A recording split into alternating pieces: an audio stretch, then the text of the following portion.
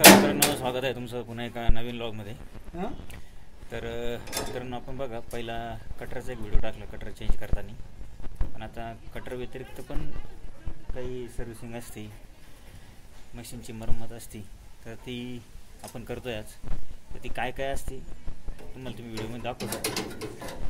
तर चॅनलवर जर नवीन असेल तर चॅनलला नक्की लाईक करा, शेअर करा, सबस्क्राईब करा, आणि थ्रेशरवाली असेल तर सबस्क्राईब करूनच ठेवा, जेणेकरून तुम्हाला नवनवीन व्हिडिओ बघायला भेटतील।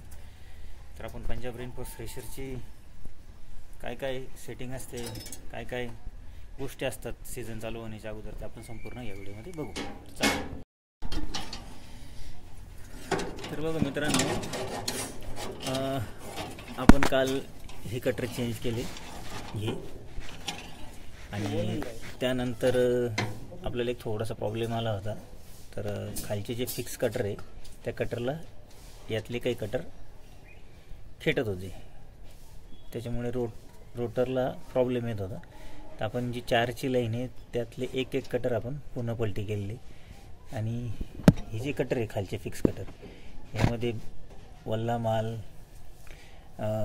ज्या मालाला माती वगैरे लटकवून येते ती ओल्ली होऊन तिथं गाळ तयार होतो, आणि गाळ तयार झाल्यामुळे काय होतं की वरच्या आणि खालच्या कटरमध्ये इथं अशी मातीची लेअर तयार होते, आणि आपला जो इकडनं जाणारा जो माल आहे तो या ठिकाणी स्टॉप होतो, जेणेकरून ड्रममध्ये माल येतच नाही, आणि मशीन प्रत्येक वेळेस बंद करून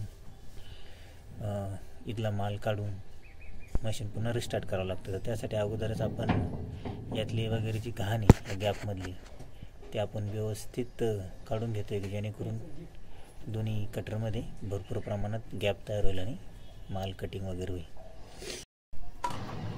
मित्रांनो, अशा प्रकारे आपण हे फिक्स कटर जे आहे ते खोलून घेणे आणि त्याला पलटी करून स्वच्छ करून घेणे, जेणेकरून संपूर्ण माती वगैरे निघेल, आणि जो माल येतो चैनच्या माध्यमातून तो व्यवस्थितरित्या कटिंग होईल, आणि खाली ड्रममध्ये माल पटकन मोकळा होऊन जाईल। अशा प्रकारे ते खोलून घेणे आणि माल साफ वगैरे करणे, त्यातली घाण वगैरे साफ करून टाकणे सगळं काही, आणि कटर पलटी करणे ध्यान करून, जी धार आहे ती तुम्हाला पलीकडून नवीन माल कटिंग करण्यासाठी आणि माल लवकरात लवकर साफ होण्यासाठी किंवा कटिंग होण्यासाठी मदत होईल।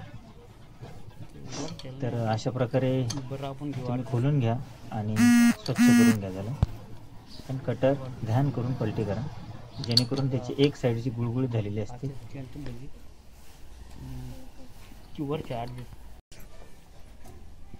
तर ह्या ज्या चैन आहे यांना आपण ग्रेसिंग वगैरे करणार आहे, बाकी सगळ्या जेवढे आपण आपले बेरिंग्स आहे सगळ्यांना ग्रेसिंग वगैरे करणार आहे, आणि ग्रेसिंग झाल्यावर मी तुम्हाला एकदा मशीन चालू करून दाखवतो। तर हे आहे पंजाब रेनफोर्स। त्या छोट्या छोट्या गोष्टी आहे त्या तुम्ही काळजीपूर्वक तुमच्या मशीनमध्ये पण सीझन चालू होण्याच्या अगोदर क्लिअर करून घेणं कधी पण फायदेशीर राहील, नाहीतर खूप प्रॉब्लेम येतात, घास अटकतो, घास कटिंग होत नाही, या छोट्या छोट्या गोष्टी असतात आतल्या बाहेरच्या, ते बघून घेणं कधी पण सोयीस्कर असतं। तर चला ठीक आहे, व्हिडिओ आवडला असेल तर व्हिडिओला नक्की लाईक करा, शेअर करा, आणि चॅनलला सबस्क्राईब करायला नक्की विसरू नका। माझ्यासाठी खूप काही योगदान राहील तुमचं, तर धन्यवाद।